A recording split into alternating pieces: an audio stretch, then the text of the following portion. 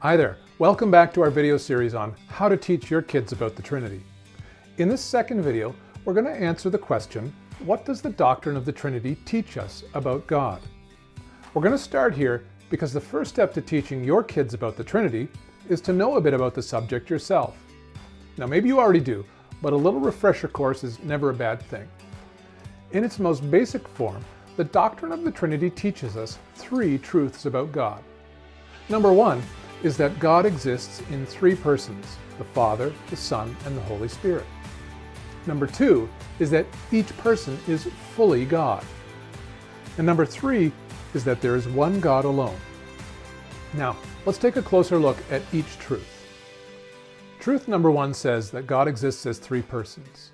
Now, when we use the word person, we're talking about someone's identity, answering the question, who are they? In God's case, when we ask, who is He, we get three answers, Father, Son, and Holy Spirit. And the reason we know this is because when the Bible talks about the Father, Son, and Holy Spirit, it speaks as if it's talking about three distinct and unique persons. For example, at Jesus' baptism, the heavens open and the Father declares, "This is my Son, whom I love." In the garden before his crucifixion, Jesus prays to his Father, "Father, not my will, but yours be done." And in John's Gospel, Jesus says to his disciples, "I will ask the Father, and he will give you another helper, the Spirit of truth." So the Bible makes this first truth pretty plain to see. Anytime the Father, Son, or Holy Spirit are presented as engaging with each other, it uses language that indicates one person interacting with another. Truth number two teaches that each person is fully God. The reason we know that this is true is because when the Bible talks about the Father, Son, and Holy Spirit, it also uses language that is only used when talking about God. For example, as far back as the days of Moses, God's people Israel understood God to be their Father.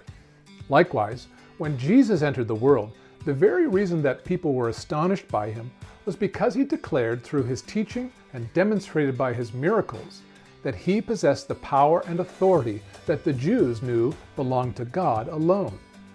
One day in particular, this led to a real confrontation between Jesus and the Jewish religious leaders, when Jesus said plainly, "I and the Father are one."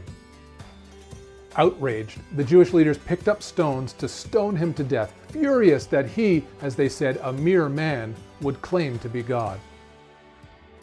Evidence that the Holy Spirit is also equal with God is Jesus' command to his disciples that they baptize new believers into the name of the Father and the Son and the Holy Spirit, thereby placing all three on an equal level.